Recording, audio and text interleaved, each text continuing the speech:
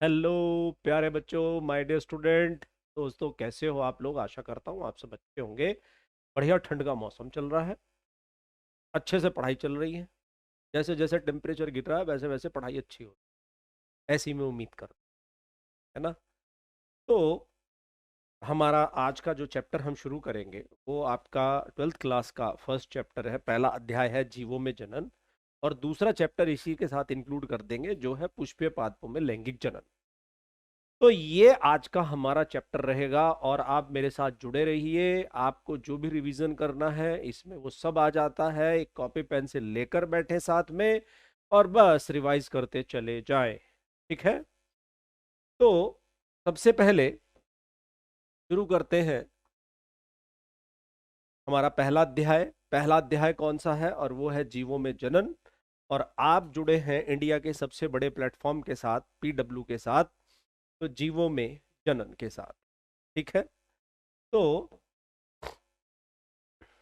अपना जो अ, सबसे पहले हम यहाँ पर बात करेंगे। देखो, कोई भी जीव है, जैसे आप अपने आसपास कहीं भी देखिए तो आपको बहुत सारे जीव देखने को मिलेंगे। मिलते हैं या नहीं मिलते? सर बिल्कुल मिलते हैं जी। तो हर जीव में क्या है कि हर जीव का एक पैदा होने का समय है, यानी कि जन्म लेता है। जीव है तो वो जन्म लेगा ही लेगा। ठीक है? तो जन्म लेगा। जन्म लेने के बाद उसका एक निश्चित जीवन काल होगा और फिर उसकी क्या हो जाएगी? मृत्यु। मैं यहां लिखूंगा प्राकृतिक मृत्यु। प्राकृतिक मृत्यु क्यों मैंने लिखा? सोचने वाली बात है कि मैंने यहां पर प्राकृतिक प्राकृतिक मृत्यु क्यों लिखा। ठीक है? भाई पैदा हुआ और एक निश्चित समय के बाद उसका हैप्पी बर्थडे हो गया। तो इस पूरे समय अंतराल को, यानी कि जन्म से लेकर प्राकृतिक मृत्यु तक का जो समय है, जो अवधि है, उसे क्या कहते हैं? उसे जीवन काल कहते हैं। क्या कहते हैं? जीवन काल। इसका मतलब कोई भी जीव पैदा होगा और मरेगा। लेकिन यहां एक प्रश्न आता है कि जब कोई जीव पैदा हो गया और फिर मर गया, तो मरने का मतलब वो खत्म हो गया। तो फिर इस पृथ्वी पर जीवों की निरंतरता कैसे बनी रहती है? क्योंकि जो पैदा हो रहा है वो मर रहा है, तो निरंतरता कैसे बनी? ठीक है? इस निरंतरता को बनाए रखने के लिए ही कुछ स्पेसिफिक चीजें होती हैं, विशिष्ट चीजें होती हैं। और उन विशिष्ट चीजों में से यदि मैं ये कहूं कि किसी भी जीव का इस पृथ्वी पर क्या रोल है, क्या काम है, तो वो एक ही काम है, एक ही रोल है। और वो क्या है? वो है जनन करना। क्या है? जनन। अब आप बोलोगे सर ऐसा कैसे? अब समझिए कि कोई भी जीव पैदा होता है, उसकी मतलब जन्म हो गया। अब जन्म से पैदा हुआ, पैदा होने के बाद वो क्या करता है? उसका एक फेज होता है जिस फेज में वो वृद्धि करता है, जिसे हम वृद्धि अवस्था भी कहते हैं। है? वृद्धि अवस्था कहते हैं, नहीं कहते? तो जन्म हुआ, वृद्धि की। वृद्धि किस लिए? ताकि वो इतनी ऊर्जा को संचित कर सके, जोड़ सके कि अपने जैसा जीव बना सके, यानी कि जनन कर सके। समझ आया? अब वो जनन में क्या करता है? वो जनन में अपने जैसा जीव बनाता है। ठीक है? क्या करता है? अपने जैसा जीव बनाता है। अपने जैसा जीव बनाना। बना दिया। अपने जैसा जीव क्यों बना रहा है? क्योंकि ये जिंदगी जो यहां शुरू हुई है, लाइफ जो यहां शुरू हुई है, जीवन यहां शुरू हुआ है, वो यहां समाप्त होना है। उससे पहले पहले इसका क्या रोल है कि अपने जैसा एक जीवन और बनाकर और इस निरंतरता को बनाए रखे। तो जनन किस लिए करते हैं? कोई भी जीव जनन किस लिए करता है? तो वो जनन करता है अपनी जाति की, अपनी जाति की निरंतरता बनाए रखने के लिए। अपनी जाति की निरंतरता को बनाए रखने के लिए क्या करता है वो? रिप्रोडक्शन करता है। तो इसका मतलब ये है कि यहां पर इसका ये रोल पूरा हो गया। हो गया नहीं हो गया? अब रोल पूरा होने के बाद क्या होगा? अब ये कहीं जाए तो यहां शुरू होगी इसकी क्या? वृद्धावस्था। और उसके बाद एक दिन इसका हैप्पी बर्थडे हो जाना। समझ आई बात? अब क्या हर जीव में ऐसा होता है? हाँ, हर जीव में ऐसा होता है। कोई भी जीव है, पैदा होगा, मरेगा। मरेगा तो अपनी जाति की निरंतरता कैसे बनाए रखेगा? तो अपनी जाति की निरंतरता बनाए रखने के लिए वो क्या करता है? रिप्रोडक्शन, अपने जैसा जीव बनाना।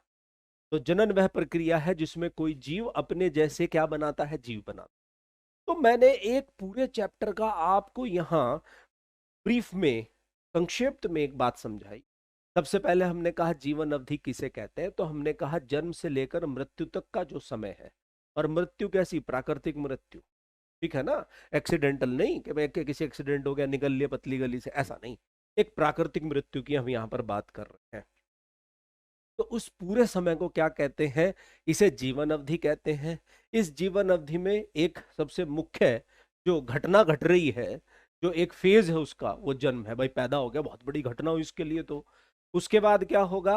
फिर उसके कुछ फेज आएंगे। तो उसकी वृद्धि अवस्था आएगी, ग्रोथ फेज जिसे हम कहते हैं। उसकी एक जनन काल आएगा, और फिर उसका एक वृद्धावस्था आएगी, उसकी वृद्ध का काल आएगा, और फिर उसके बाद वो वानप्रस्थ हो जाए, कहाँ जाए पता नहीं। लेकिन अगर पादप है, क्या बोला मैंने? पादप। तो अगर पादप है तो इस वृद्धि अवस्था को क्या कहते हैं? इसे कहते हैं कायिक अवस्था। कायिक अवस्था कहते हैं। और यदि ये जंतु हैं तो इसे क्या कहते हैं? इसे जुवेनाइल फेज कहते हैं। जुवेनाइल अवस्था, ठीक है। अब कैसे पता चलेगा? जैसे जंतुओं में तो पता चल सकता है क्योंकि वो रिप्रोड्यूस करना शुरू करेंगे, है ना? वो कोपुलेशन मैथुन स्टार्ट कर देते हैं। लेकिन पादप में कैसा पता चले कि भाई जनन अवस्था आ गई है? तो वो पता चलता है पादप में पुष्प आने शुरू हो जाए। इसका मतलब उसका जनन काल प्रारंभ हो गया है। समझ आई बात? तो जन्म से लेकर प्राकृतिक मृत्यु तक का जो समय है उसे जीवन अवधि कहते हैं। क्या कहते हैं उसे? जीवन अवधि। और इस जीवन अवधि में कोई भी जीव एक ही मुख्य रोल अपना अदा करता है, और वो क्या है? वो है अपने जैसे जीव बनाना। क्लियर? चलिए, अब अलग अलग जीवों का अगर हम जीवन काल देखें तो क्या एक जैसा होता है या उसमें कुछ भिन्नता देखने को मिलती है? इस बात को यहां पर थोड़ा देखने की कोशिश। तो जैसे कि यहां पर कुछ पादप दिए हुए हैं और उनका जीवन अवधि दी हुई है। तो पादप, जैसे रोज, ये रोज है, ये गलत लिखा हुआ है यहां पर, कोई बात नहीं, हम इसे ओ बना देंगे। रोज, गुलाब। तो गुलाब का जो जीवन काल है वो 3 से 4 महीने होता है।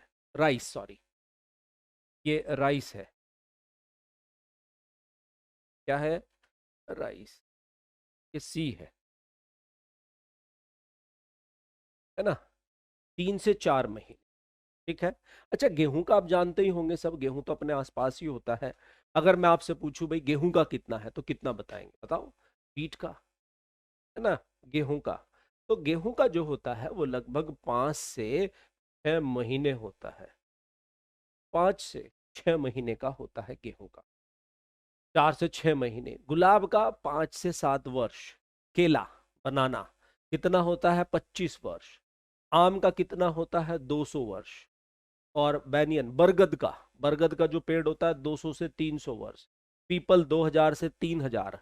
और सिकोया 3000 से 4000 वर्ष तक जिंदा रह सकता है। समझ आई बात? आगे बढ़ते हैं। अगर इसी प्रकार जंतुओं में हम इसे देखने की कोशिश करें तो जंतुओं में जीवन काल, जैसे बटरफ्लाई 1 से 2 हफ्ते, फ्रूट फ्लाई, फल मक्खी जिसे कहते हैं, उसका 30 दिन होता है। कुत्ते का 20 से 30 वर्ष होता है, ठीक है। और जो क्रोकोडाइल होता है, एलिगेटर, मगरमच्छ जिसे कहते हैं, उसका 60 वर्ष है। घोड़े का भी 60 वर्ष है। हाथी का 60 से 90 वर्ष है। और टॉर्टोइज का लगभग 100 से 150 वर्ष है या नहीं है? तोते का कितना होता है? तोते का तो 150 वर्ष से भी अधिक होता है। तो यहां पर जो मैं देख पा रहा हूं, उससे मैं अंदाजा लगा सकता हूं कि जीवन काल, जीवन अवधि में और उनके साइज में कोई समानता नहीं है, कुछ भी हो सकता है। ठीक है।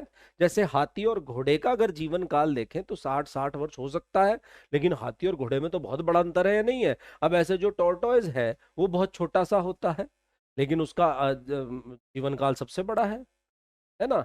जैसे कौवा है, कौवे का कितना होगा? 15 वर्ष। लेकिन उसके कंपैरिजन में तोते का कितना होगा? 150 वर्ष। तो इस प्रकार यहां से एक बात देखकर स्पष्ट होती है कि जंतुओं का, जीवों का जीवन काल और उनके साइज में कोई भी समानता नहीं। समझ आ गई बात? कोई भी समानता नहीं है। किसमें? उनके साइज और आकार, आकृति। ठीक है। तो जीवों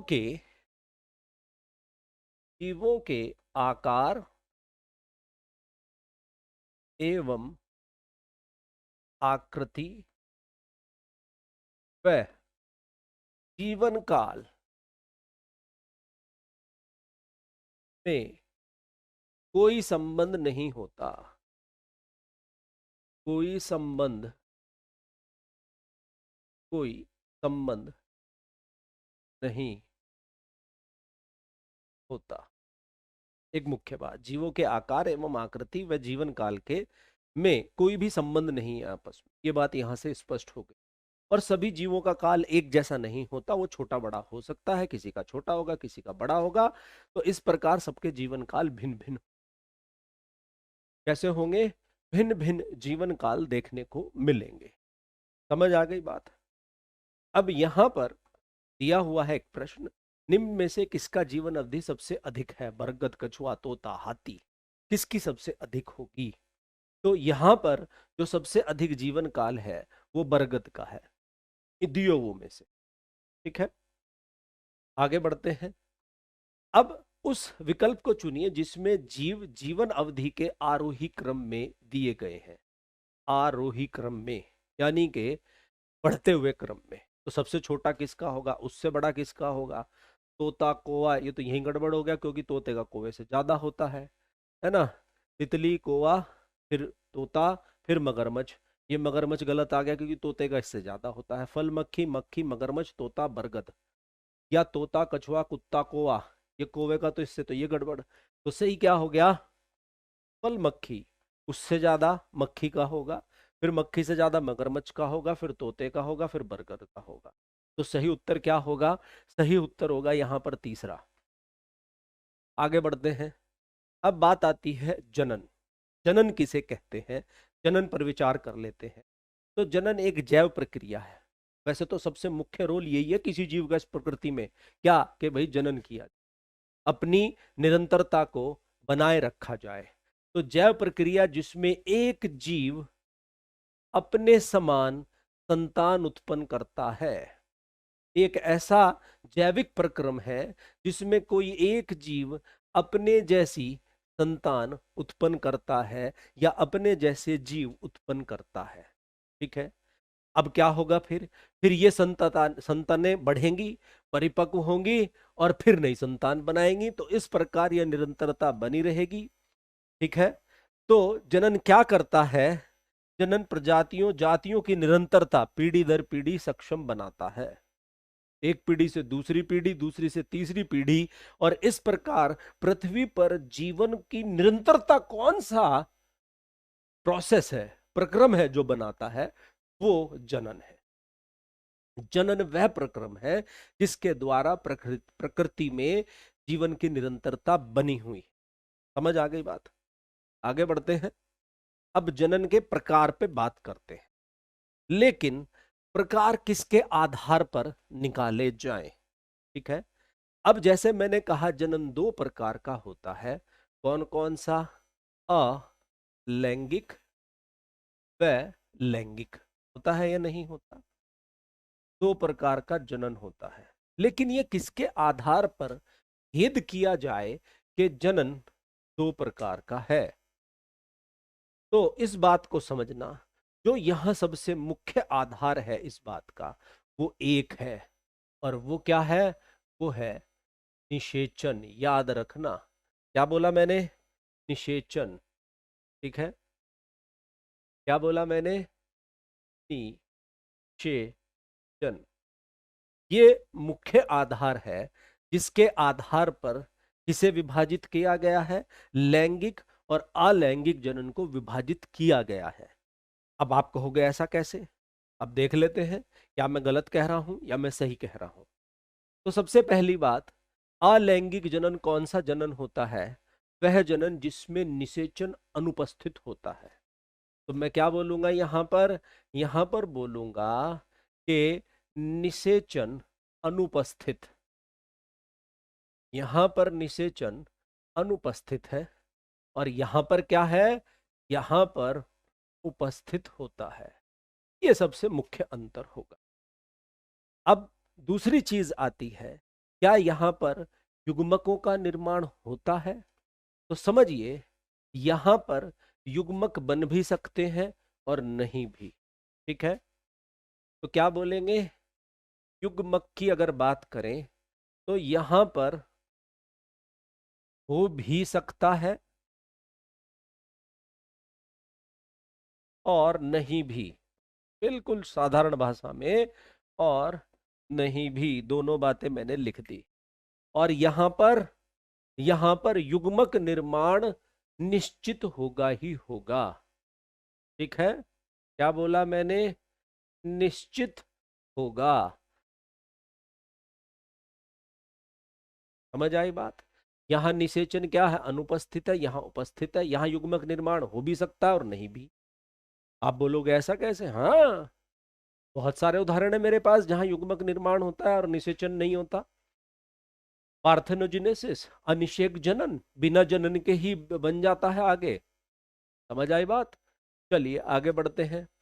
अब दूसरी चीज आती है पैतृक। पेरेंट्स कितने हैं ना, पैतृक कितने हैं? तो यहां पर एकल पैतृक ही होगा। एकल पैतृक मतलब सिंगल पेरेंट। यहां पर एक भी हो सकता है और दो भी हो सकते हैं, और दो भी हो सकते हैं। दोनों संभावना है। आप बोलोगे सर ऐसा कैसे, यहां दो पेरेंट्स होते हैं? क्यों भाई, बहुत सारे जीव ऐसे होते हैं जिसमें एक में ही। अब मैं आपको उदाहरण दूं, हाँ सुन लो। बाइसेक्सुअल फ्लावर्स, हिबिस्कस रोजा साइलेंसिस, गुड़हल का फूल, एक ही फूल में नर और मादा एक साथ है या नहीं है? वहीं युग्मक बन रहे हैं, नहीं बन रहे? तो पैतृक एक भी हो सकता है और दो भी हो सकते हैं। समझ आ गई बात?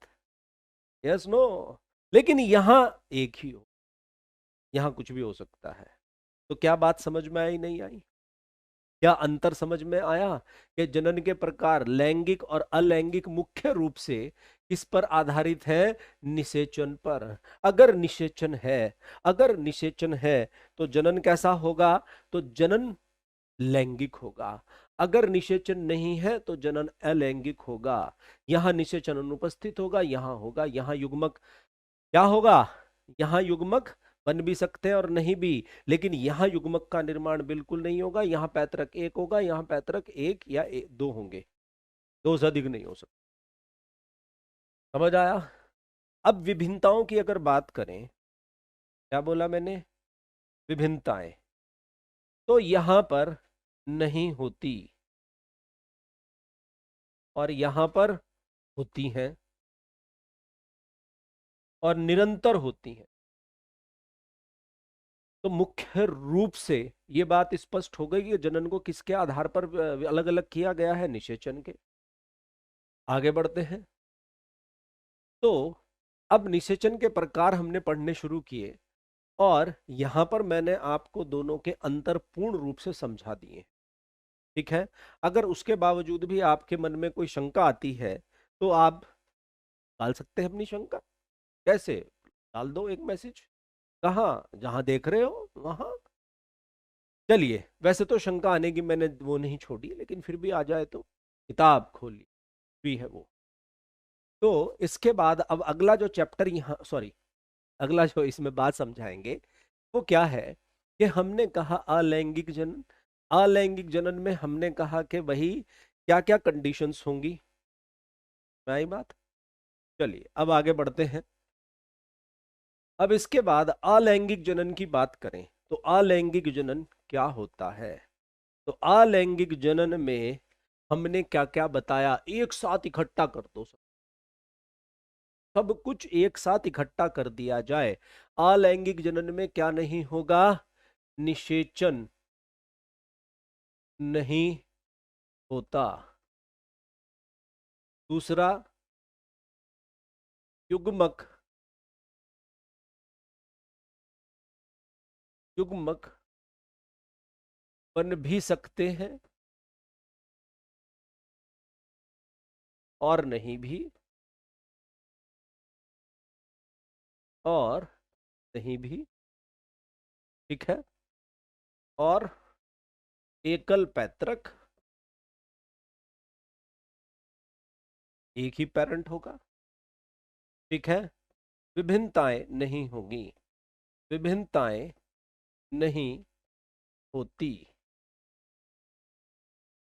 ठीक है।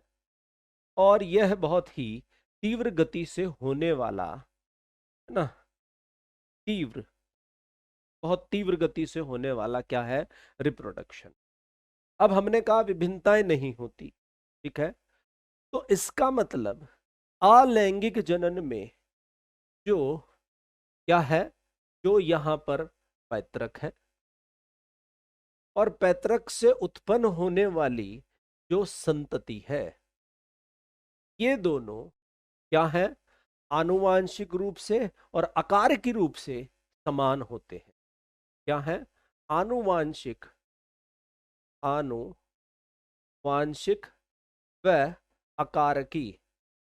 अकारकी मतलब मॉर्फोलॉजिकली, अकारकी रूप से समान, एक जैसे हैं, बिल्कुल कोई अंतर नहीं है, ठीक है। और ऐसे समूह को क्या कहा मैंने? ऐसे समूह को क्या कहते हैं? ऐसे समूह को, ऐसे समूह को क्लोन कहते हैं। क्या कहते हैं? क्लोन। ऐसे समूह को क्लोन कहा जाता है, क्लोन,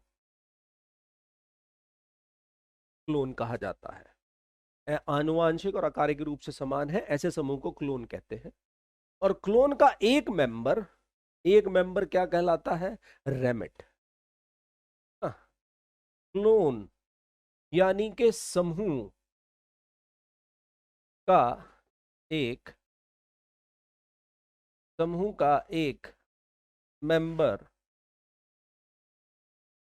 रेमिट कहलाता है, रेमिट कहलाता है। क्या कहलाता है? रेमिट कहलाता है। तो लैंगिक जनन की बात समझ आ गई। अलैंगिक जनन की तो मुख्य जो बिंदु है अलग करने वाला वो कौन सा है? वो निषेचन है। अब अलैंगिक जनन के प्रकार देखते हैं कि कितने प्रकार प्रकृति में अलैंगिक जनन के देखने को मिलते हैं। तो सबसे पहला प्रकार विखंडन आता है। विखंडन, विखंडन तोड़ देना, दो हिस्सों में बांट देना। इंग्लिश में इसके लिए फिशन शब्द का इस्तेमाल किया जाता है, और फिशन का मतलब होता है क्लेफ्ट, काटना, तोड़ना, दो हिस्सों में बांट देना। सबसे पहले द्विखंडन, द्वि मतलब दो हिस्सों में बांट देना, जैसा यहां पर किसके विषय में दिया है? अमीबा के। किसके? अमीबा, अमीबा, युगलीना, क्या बोला मैंने? युगलीना। और क्या है? पैरामीशियम। तो इन सभी में क्या होता है? द्विखंडन होता है। जो बॉडी है ऑर्गेनिज्म की, वो बराबर दो हिस्सों में बट जाती है। इस सीधी सीधी प्रक्रिया को द्विखंडन कहा जाता है। ऐसा ही किसमें देखने को मिल रहा है? युगलीना में देखने को मिल रहा है। अब एक कोशिकीय जो जीव होते हैं जहां पर ऐसा होता है, उन्हें कहा जाता है कि वो अमर है साहब। अमर कैसे बोला जाता है? अब एक बात यहां पर समझिएगा कि मैंने क्या कहा, मृत्यु क्या है। अब सीधी सी बात है, मैं कह रहा हूं कि यहां पर किसी जीव ने क्या लिया, जन्म, और एक निश्चित समय के बाद उसकी क्या हो गई, मृत्यु। अब इसका क्या मतलब हुआ? अब इस बात को समझना कि यहां जो जीवित है, उस जीवित को आप जीवित क्यों कह रहे हैं? क्योंकि वो आपको जीवन के लक्षण प्रदर्शित कर रहा है, ठीक है ना? जो यहां से लेकर यहां तक जीवित है, क्या है, जीवित। जीवित क्यों कह रहे हैं? क्योंकि ये जीवन के लक्षण प्रदर्शित करता है। क्या है? जीवन के लक्षण प्रदर्शित करता है, प्रदर्शित करता है, ठीक है साहब। लेकिन जब मृत्यु हो गई तो क्या हुआ? ये जो जीवन के लक्षण थे यहां पर क्या हो गए, समाप्त हो गए। यानी कि ये एक बॉडी है, क्या है, बॉडी। और ये बॉडी क्या कर रही है, जीवन के लक्षण प्रदर्शित कर रही है, तो आप उसे जीवित कह रहे हैं। लेकिन जब वो बॉडी क्या करे, जीवन के लक्षण प्रदर्शित ना करे। अब यहां पर एक बॉडी है, काय है, और ये क्या है, ये जीवन के लक्षण प्रदर्शित नहीं करता, जीवन के लक्षण समाप्त हो चुके, तो इसी को आप क्या कहते हो, मृत्यु कहते हो। कहते हो या नहीं कहते? तो इसका मतलब यहां पर हमें एक मृत काय मिला है। क्या है, मृत काय। तो हमने इसे इसलिए क्या कहा, मृत्यु कहा। लेकिन लेकिन हम दूसरी तरफ यदि समझने की कोशिश करें, तो अब ये एक कोशिकीय जीव है। क्या है, एक कोशिकीय, कोशिकीय जीव। अब इसमें क्या हुआ, इसका जीवन काल पूरा हो गया और ये दो कोशिकाओं में विभक्त हो गया है। हो गया, नहीं हो गया? तो डेड बॉडी कहां है? और जब तक डेड बॉडी, मृत शरीर नहीं होगा, ऐसी बॉडी जो जीवन के लक्षण प्रदर्शित ना करे, तो उसे मृत्यु नहीं बोला जा सकता। समझ आया? तो इसका मतलब क्या हुआ कि यहां पर जो जीव है वो दो जीवों में विभाजित हो जाता है और पीछे कोई भी मृत शरीर नहीं छूटता, इसलिए इसे अमर कहा जाता है। क्या कहा जाता है, अमर। आई बात समझ में? कहां है मृत शरीर, है ही नहीं कहीं। तो ना तो कोई मृत शरीर होता, तो डेड बॉडी नहीं होगी तो मृत्यु कहां से बोला जाएगा। और जीव खुद दो किस में बट गया है, पुत्री कोशिकाओं में, है ना, पुत्री जीव में, डॉटर ऑर्गेनिज्म में बट जाता है। तो इसलिए इन्हें अमर कहा जाता है। क्या कहा जाता है, अमर। आगे बढ़ते हैं। अब जैसे हमने द्विखंडन पढ़ा था, उसी प्रकार से यहां पर क्या दिया हुआ है, बहुविखंडन दिया हुआ है। बहुविखंडन का क्या तात्पर्य होता है? बहुविखंडन का मतलब बहुत सारे हिस्सों में टूट। ये किस में देखने को मिलता है? ये अमीबा में देखने को मिलता है। कैसे? और उसे क्या कहते हैं? उसे हिंदी में परिपूटन कहते हैं। पुट्टिका का निर्माण हो जाना। इंग्लिश में उसे एनसिस्टमेंट कहते हैं, सिस्ट बन जाना, पुट्टिका बन जाना। कैसे और कब बनता है? तो जब जो वातावरणीय दशाएं हैं वो कैसी हो, प्रतिकूल। कैसी हो, प्रतिकूल दशाओं में। अगर दशा प्रतिकूल है तो अमीबा अपने चारों तरफ क्या करेगा, बहुत सारी लेयर बना लेगा, उसे हम सिस्ट कहते हैं। और उसका जो क्या है, उसका जो कोशिका द्रव्य और केंद्रक है, छोटे छोटे हिस्सों में टूट जाएगा। हर कोशिका द्रव्य के साथ एक छोटा सा केंद्रक जुड़ जाएगा और इस प्रकार वहां पर कुछ स्पोर जैसी संरचनाओं का निर्माण होगा, जो कहलाते हैं स्यूडो स्पोर, स्यूडोपोडियोस्पोर। ठीक है। अब क्या होगा, जब यह दशाएं अनुकूल होंगी तो सिस्ट फट जाएगी, वहां से छोटे छोटे सूडोपोडियोस्पोर जो हैं वो क्या होंगे, बाहर आएंगे और नए अमीबा का निर्माण करेंगे। समझ आया? इसके बाद आगे बढ़ते हैं। अब आता है मुकुलन। मुकुलन, बडिंग। ठीक है, क्या आता है, बडिंग। बडिंग मतलब एक छोटी सी संरचना का निर्माण होता है जीव के शरीर से। और उस संरचना को बड कहा जाता है या बडिंग। ये दो प्रकार की होती है। एक होती है बाह्य, बाह्य जैसे किसमें होती है, हाइड्रा में, जो शरीर से अलग हो जाती है, और साइकन जिसमें जुड़ी रहती है। यहां पर एक हाइड्रा आपको प्रदर्शित किया जा रहा है। ये जो हाइड्रा यहां दिखाई दे रहा है, ये पैतरक हाइड्रा है, और इससे ये एक मुकुल बनना शुरू हो गई है। यहां पर ये बन गई ना, इसका टेंटाकल्स भी निकल आए हैं। और जब ये ऐसे परिपक्व होगा तो इससे अलग हो जाएगा और नया हाइड्रा बनना शुरू। साइकन की स्थिति ये होती है कि साइकन में मुकुल जुड़ी रहती है, लेकिन बनती दोनों में है। इसके बाद दूसरी आती है, अब हाँ बाह्य की हम बात कर रहे थे, एक उदाहरण और है अपने पास, और वो क्या है, वो है टोरुला स्पीशीज। किसकी? ईस्ट की। अब ईस्ट में क्या होता है, एक टोरुला स्पीशीज है। हाँ, उसमें क्या होता है कि मान लीजिए ये एक ईस्ट की कोशिका है, तो इस ईस्ट की कोशिका में इस प्रकार से क्या होगा, एक मुकुल बनेगी। इस मुकुल से क्या होगा, फिर इसमें एक और मुकुल बन जाएगी, फिर इसमें क्या होगा, फिर मुकुल में मुकुलन प्रारंभ हो जाता है, और इस प्रकार मुकुल की क्या बन जाती हैं, श्रृंखलाएं। क्या बन जाती हैं? श्रृंखलाएं बन जाती हैं। किसकी? मुकुल की। तो ये श्रृंखलाएं किस में बनती हैं? टोरुला स्पीशीज में बनती हैं, इसलिए इसे टोरुलेशन भी कहते हैं, मुकुल श्रृंखला। आई बात समझ में? आगे बढ़ते हैं। अब बात करते हैं आंतरिक मुकुलन, यानी कि मुकुलन शरीर के अंदर हो, और वो स्पंज में होता है, स्पॉन्जिला। क्या बोला मैंने? स्पॉन्जिला में। यहां क्या होगा, यहां शरीर के अंदर मुकुल का निर्माण होता है। जैसा यहां पर आप देख सकते हो, एनसीईआरटी का डायग्राम है, ब्लैक एंड व्हाइट है, बस इतना दिखाई दे रहा है। तो इस प्रकार एक मुकुल, इसके अंदर बहुत सारी छोटी छोटी मुकुल बनती है, अंदर बन रही है। और ये मुकुल जिस संरचना में बनती है उसे कहते हैं जेम्यूल। क्या कहते हैं? जेम्यूल। जेम्यूल में बाहर की तरफ एक छोटा सा छिद्र होता है, जहां से ये मुकुल बाहर निकलते हैं, और इन्हें कहते हैं आर्कियोसाइट्स। तो ये आंतरिक मुकुलन हो गया जो शरीर के अंदर बन रहा है। आगे बढ़ते हैं। इसके बाद आता है बीजाणु निर्माण, या बीज अणु जिसे कहते हैं। छोटी छोटी संरचनाएं होती हैं, एक कोश की संरचना होती है, ठीक है, और ये एक कोश की संरचना पूरा जीव बनाने में सक्षम होती है। इन्हें हम बीजाणु कहते हैं। बीजाणु मुख्यतः दो प्रकार से समझे जा सकते हैं, चल बीजाणु और अचल बीजाणु। चल बीजाणु ज़ूस्पोर्स कहलाते हैं, और अचल बीजाणु में स्पोरेंजियोस्पोर, कॉनिडिया वगैरह वगैरह आते हैं, आगे हम पढ़ेंगे। लेकिन नाम से ही ज्ञात हो रहा होगा कि चल और अचल। चल का मतलब जो चल सकता हो खुद से, दूसरे के द्वारा नहीं, चल जो खुद से चल सकता हो उसे चल बीजाणु कहते हैं।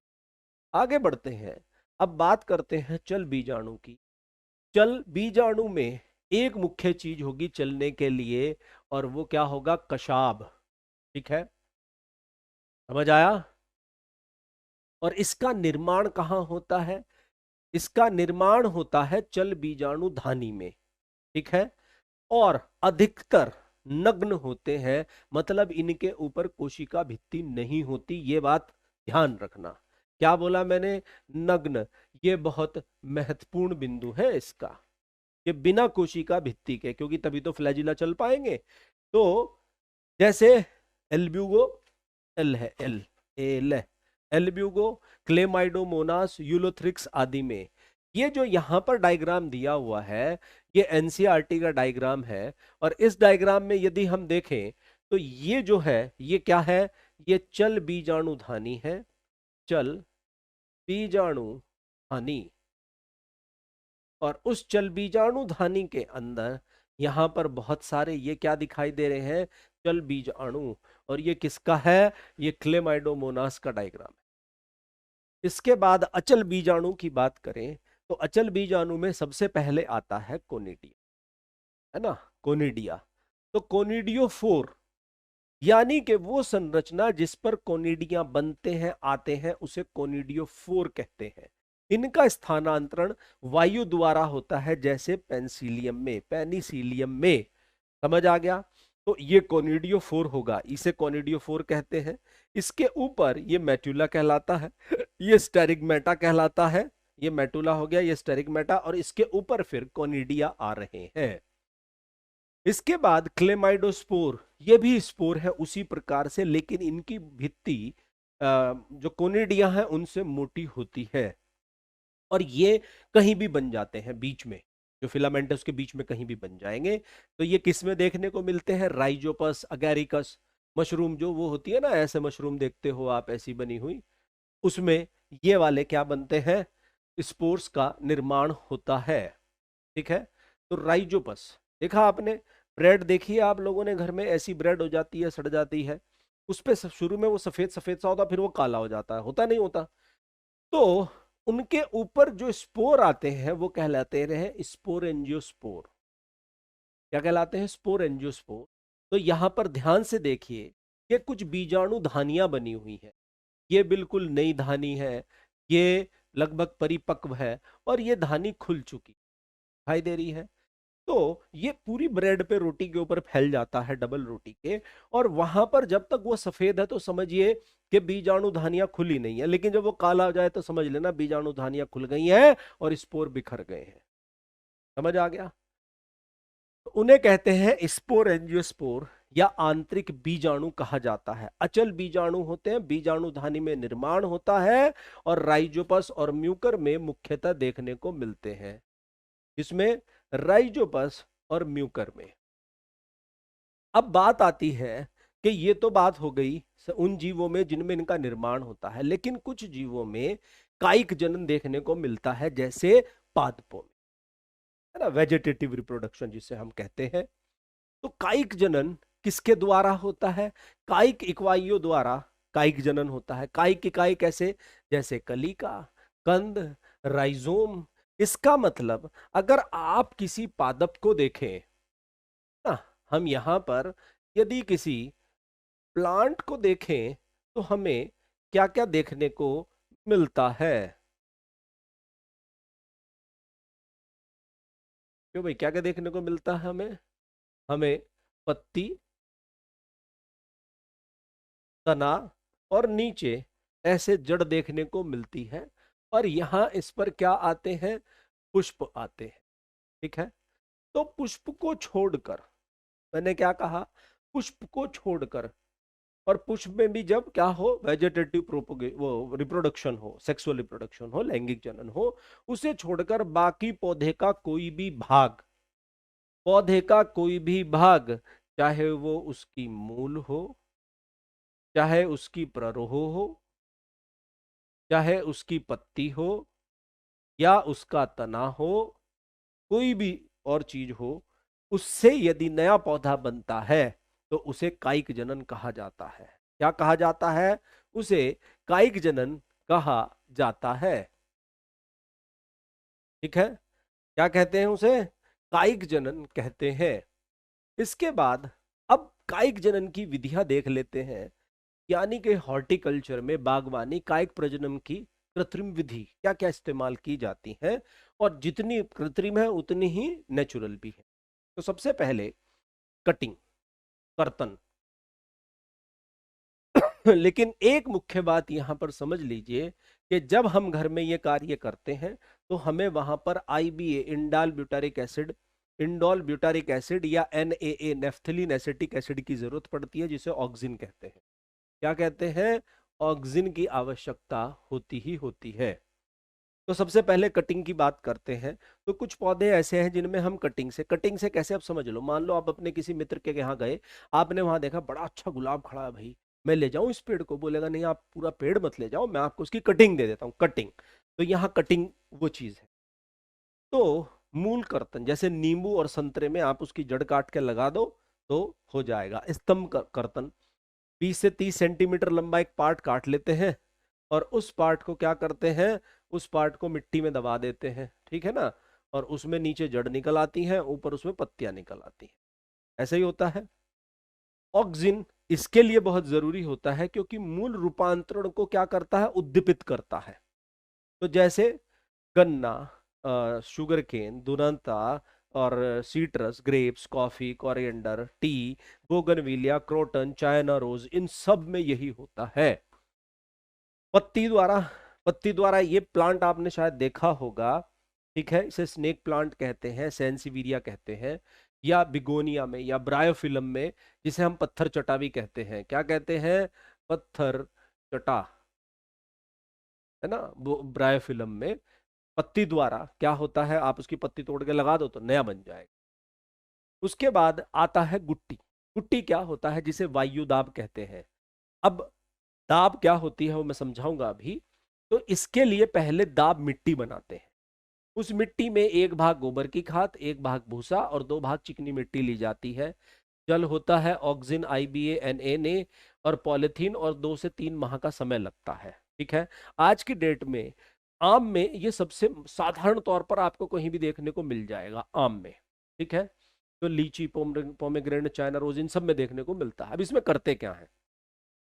तो देखो यहां पर एक सीधी सी बात बताता हूं कि मान लीजिए ये तना है, और इस तने से ये एक बिल्कुल नई शाखा निकली हुई, और इस शाखा में यहां पत्तियां आ रही हैं इधर, ठीक है, और ये इस प्रकार तने से जुड़ी हुई। तो हम क्या करेंगे? हम यहां इस पर कटिंग कर देंगे, इसका पूरा फ्लोएम हटा देंगे। क्या हटा देंगे हम इसका? हम इसका फ्लोएम हटा देंगे। और फ्लोएम हटाने के बाद क्या करेंगे? चारों तरफ से इस पे जो हमने वो मिट्टी बनाई थी, कौन सी, याद आया? अभी थोड़ी देर पहले बनाई थी, वो बना देंगे, और ऊपर इसे क्या करेंगे? पॉलिथीन से बांध दिया जाता है और ढक दिया से अच्छे से। कुछ समय पश्चात क्या होगा? अब देखो, इधर से जो खाना आ रहा है वो खाना यहां जमा होता चला जाएगा। आगे पत्तियां हैं, अब पत्तियों में भोजन का निर्माण होगा या नहीं होगा?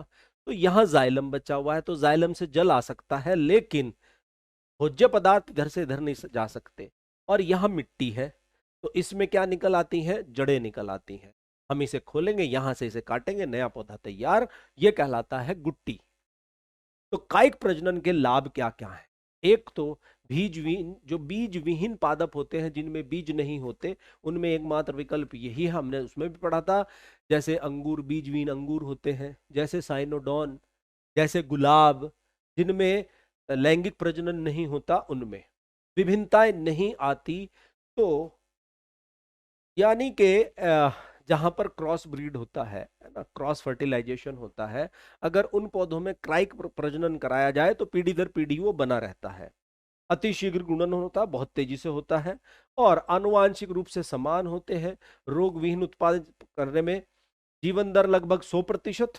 भाई जो आ गया वो आएगा ही, क्योंकि जो रिप्रोडक्शन लैंगिक से जो लैंगिक जनन है उसमें 50% चांस होते हैं, हो भी सकता है और नहीं भी। अच्छा, अच्छी गुणवत्ता के पादप को लंबे समय तक रक्षित किया जा सकता है। वो मैंने कहा ना कि मान लो हमारे पास कोई हेटेरोजाइगस है और इसमें कायिक प्रजनन है, तो कोई दिक्कत ही नहीं है, हमेशा हेटेरोजाइगोसिटी बनी रहेगी। लेकिन जैसे सेक्सुअल रिप्रोडक्शन कराएंगे, होमोजाइगोसिटी आनी शुरू हो जाएगी। इसके बाद आता है लैंगिक, क्या आता है? लैंगिक जनन आता है। लैंगिक जनन का क्या तात्पर्य है? मतलब यहां पर युग्मकों का निर्माण होगा और निषेचन होगा। अलैंगिक में निषेचन नहीं था, लेकिन यहां पर निषेचन निश्चित रूप से हो। अब कुछ वर्ड है, जैसे उभय मिश्रण, एम्फीमिक्सिस, लैंगिक जनन के लिए प्रयोग किया जाता है। एम्फी मतलब दोनों, और मिक्सिंग मतलब यूनियन, यानी कि दो युग्मक हैं उनका जुड़ना। एम्फीगोनी, एम्फी का मतलब बोथ, गोनी का मतलब मैरिज, दो लोगों की मैरिज, यानी कि दो युग्मकों का जुड़ना। और सिन जिनेसिस, सिन मतलब वही टुगेदर, एक साथ, जिनेसिस मतलब ओरिजिन, यानी कि दो चीज जुड़कर कोई नई चीज बना रहे हैं। तो ये सारे ही शब्द किसके लिए प्रयोग किए जाते हैं? लैंगिक जनन के लिए प्रयोग किए जाते हैं। लैंगिक जनन में 4 प्रकार की प्रक्रियाएं होती हैं। क्या क्या? एक तो युग्मक जनन, निषेचन, भ्रूण जनन और विकास। ठीक है।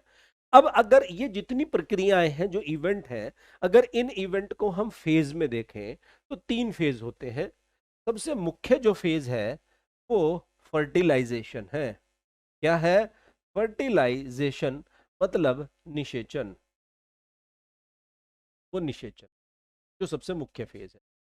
एक फेज इससे पहला होगा, एक इसके बाद का होगा, तो इसे प्री फर्टिलाइजेशन कहते हैं और इसे पोस्ट फर्टिलाइजेशन कहते हैं।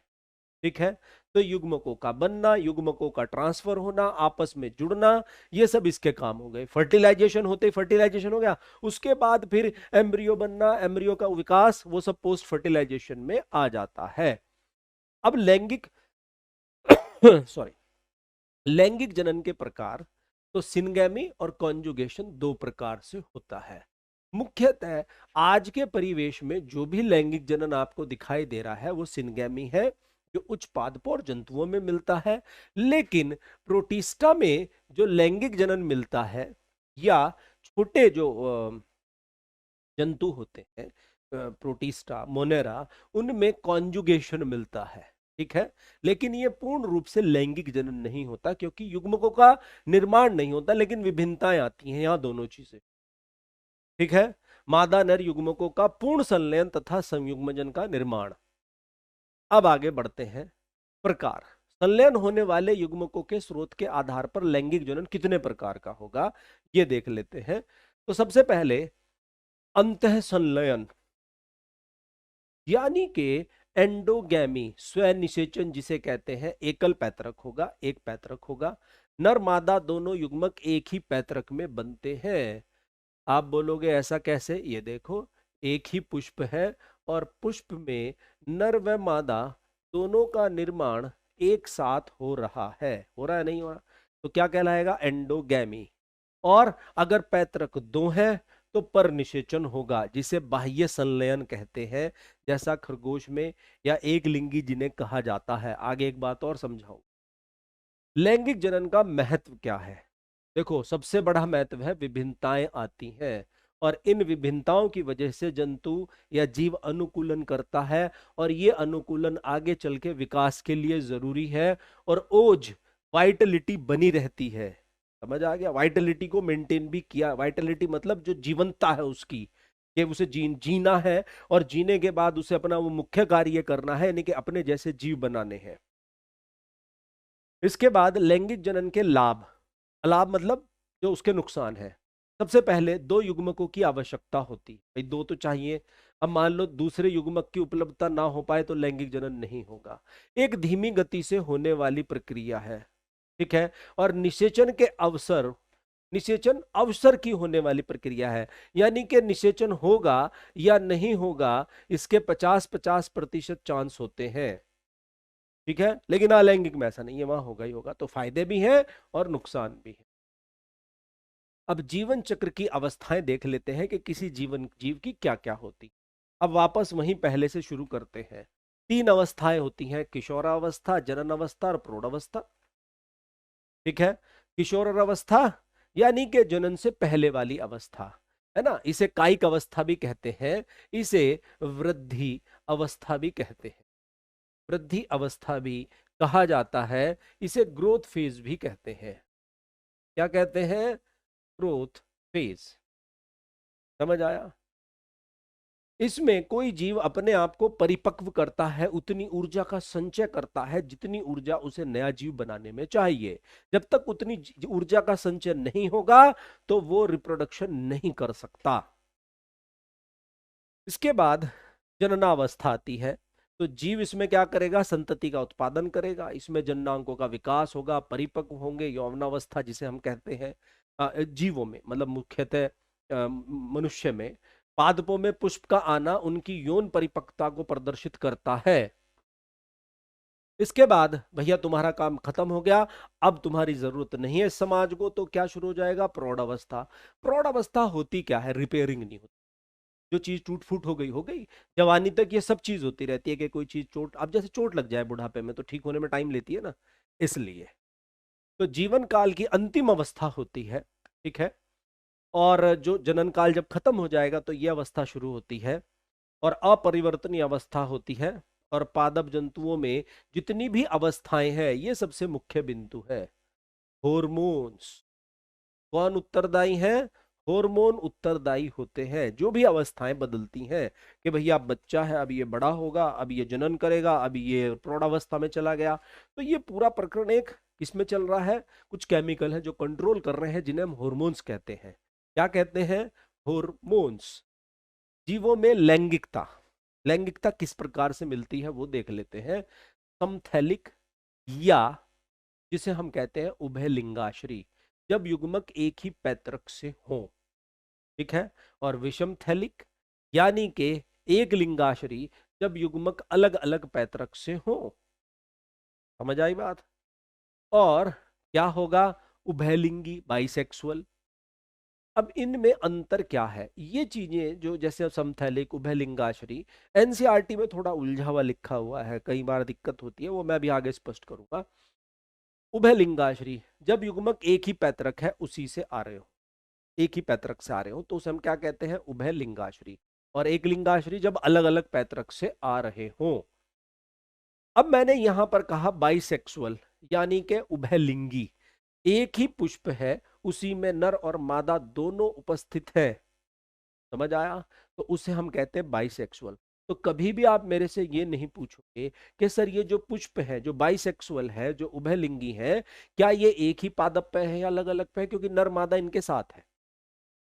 लेकिन जैसे ही मैं बोलूंगा एक लिंगी, एक लिंगी मतलब कि एक लिंगी पुष्प है, या तो नर पुष्प होगा या मादा होगा ना।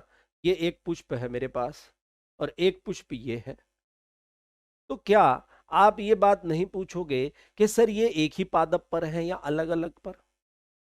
तो जैसे ही मैं कहूंगा कि हाँ एक ही पादप पर है, जब एक लिंग के पुष्प एक ही पादप में उपस्थित हो, एक लिंगी पुष्प, यानी कि एक ही पादप है और उस पे यहां पर मादा पुष्प आ रहे हैं और यहां पर नर पुष्प आ रहे हैं, तो इस अवस्था को द्विलिंगी कहते हैं, मोनोशियस। जैसे मक्का कारा, ये डायग्राम बहुत महत्वपूर्ण है क्योंकि ये डायग्राम आ चुका है एग्जाम में। ध्यान रखना है कि कारा में यहां पर जो ये वाला संरचना बनी हुई है, ये ऊगोनियम है, ये मादा जननांग है। और इसके नीचे जो गोल वाला है वो क्या है? वो एंथ्रीडियम है, जो नर जननांग है। मादा, ऊपर मादा है, नीचे नर है। ये बात ध्यान रखनी है। लेकिन एक ही पौधे पर दोनों जननांग अलग अलग उपस्थित है, एक लिंगी है, तो उसे क्या कहते हैं? मोनोशियस। लेकिन अगर ये अलग अलग पौधे पर आ जाए, मान लीजिए यहां केवल नर पुष्प है और यहां केवल मादा पुष्प है, तो इसे बोलेंगे डायशियस, एक लिंगी है। समझ आ गया? जैसे पपीता और मार्केंशिया, इंपॉर्टेंट डायग्राम है मार्केंशिया, जिसमें यहां पर ये मादा थैलस है जिस पर आर्चिगोनियोफोर आ रहा है, और एंथ्रीडियोफोर जो कि नर थैलस पर आ रहा है। लैंगिक जनन की घटनाएं अभी मैंने बताई, निषेचन से पूर्व, निषेचन और पश्च निषेचन, तीन हिस्सों में बांटा गया है। तो निषेचन से पहले क्या होगा? युग्मक का निर्माण और युग्मक का स्थानांतरण। निषेचन के समय क्या होगा? समयुग्मकी, यानी कि युग्मक जुड़ेंगे। अब युग्मक जुड़ तो रहे हैं, युग्मक जनन, गैमेटोजेनेसिस, युग्मक का निर्माण होगा, सॉरी, हम उसी से पहले की बात कर रहे हैं। अब अगर युग्मक एक जैसे हैं, आकारिकी रूप से बिल्कुल समान, फिजियोलॉजिकली कुछ भी हो सकता है, लेकिन आकारिकी रूप से बिल्कुल समान है, तो वो कहलाते हैं समयुग्मक। जब युग्मक आकारिकी रूप से समान हो तो क्या कहलाते हैं? समयुग्मक कहलाते हैं, आइसोगैमेट्स। और जब ऐसे गैमेट्स आपस में जुड़ते हैं, जायगोट का निर्माण करते हैं, तो वो कहलाता है होमोगैमेटिक कांटेक्ट, एक जैसे गैमेट का जुड़ जाना। क्या कहलाता है? एक जैसे गैमेट का जुड़ जाना, जैसे क्लाइडोफोरा और यूलोथ्रिक्स में। अब ये क्लेमाइडोमोनास के हैं, बिल्कुल एक जैसे हैं, फ्यूज हो गए, तो होमोगैमेटिक कांटेक्ट भी इसे कहा जाता है। अच्छा, अगर युग्मक अलग अलग हो, आकारिकी रूप से अलग अलग हो, तो क्या कहलाता है? हेट्रोगैमी या एनआइसोगैमी भी कहते हैं। अब ये देखो, यहां पर ये मादा युग्मक है और ये नर युग्मक है, अलग अलग है, ये अलग अलग है। ये किसके हैं? ये मनुष्य के हैं, है या नहीं है? तो इसे कहते हैं विषम युग्मक या हेट्रोगैमेट्स। युग्मक जनन के समय कोशिका विभाजन। तो जब युग्मक जनन का समय होता है, युग्मक का निर्माण होता है, तो अर्धसूत्री विभाजन होता है। और युग्मक हमेशा अगुणित होंगे, एन होंगे। वे कोशिकाएं जिनमें अर्धसूत्री विभाजन होता है वो मियोसाइट कहलाती हैं। ये बात ध्यान रखिएगा, क्या कहलाती हैं? मियोसाइट कहलाती हैं। मियोसाइट, ठीक है। मियोसाइट अधिकतर 2n होती है। मैंने बोला अधिकतर 2n होती है, लेकिन जरूरी नहीं। गुणसूत्रों की संख्या सम होती है। अगर विषम हो गई तो फिर उसमें अर्धसूत्री विभाजन नहीं होगा। क्या नहीं होगा? अर्धसूत्री विभाजन नहीं होगा। तो यहां पर एक चार्ट दिया हुआ है जो आपकी एनसीईआरटी का है, जिसमें मनुष्य में 46 गुणसूत्र दिखाए हैं और उसके युग्मक में 23 है। हाउस फ्लाई में 12, तो यहाँ 6 रह जाएंगे। रेड में 21 है तो यहाँ 42 हो जाएंगे। यहाँ 78 है तो यहाँ 34 हो जाएंगे। ठीक है, 36।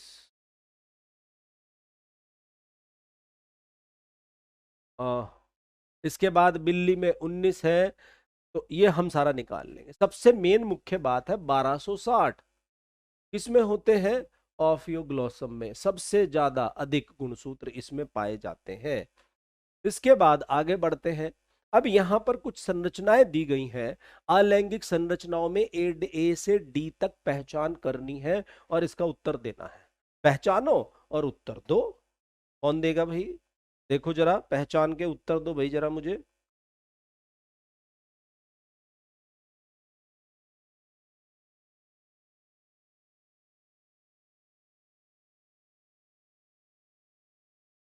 तो सबसे पहले क्लेमाइडोमोनास दिया, पेनिसिलियम दिया, हाइड्रिया दिया और स्पॉन्ज। ठीक है, तो सबसे पहले मुझे यहां पर चल बीजाणु दिखाई दे रहे हैं। तो चल बीजाणु इसमें भी है, इसमें भी है, इसमें भी है। अच्छा, कोनिडिया दिखाई दे रहे हैं या कोनिडियोस्पोर है? कोनिडियोस्पोर है, तो ये वाला सही हो गया। फिर यहां पर कलिका है और जेम्यूल्स है, तो उत्तर सी सही हो गया।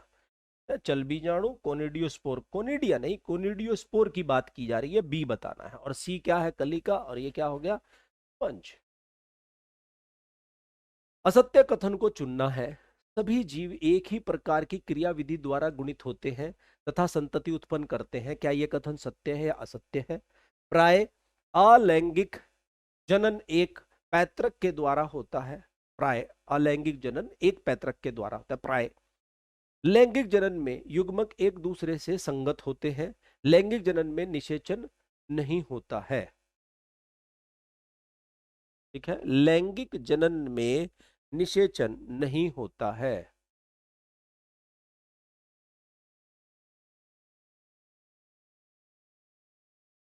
तो असत्य कथन क्या क्या है?